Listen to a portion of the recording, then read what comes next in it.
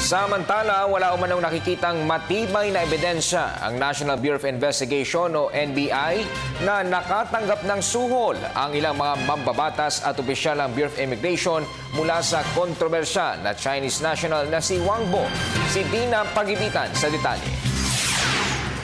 Hindi na muling ipagpapatuloy ng Committee on Good Government and Public Accountability ng Kamara ang investigasyon nito kaugnay ng umano'y suhulan at pangingikil sangkot ang Chinese crime lord, Bureau of Immigration at mga kongresista. Sa halip, inirekomenda ng komite na ang Justice Department na ang magpatuloy ng nasabing pagsisiyasat. Ayon sa report ng NBI, walang ebidensyang nagpapatunay ng pangingikil ng dalawang opisyal ng Bureau of Immigration kapalit ng pagpapalaya kay Wang Bo na nahaharap sa deportation dahil sa online gambling. Wala rin umanong ebidensya ng panunuhol ni Wang Bo sa mga kongresista para sa pagpasa ng Bangsamoro Basic Law.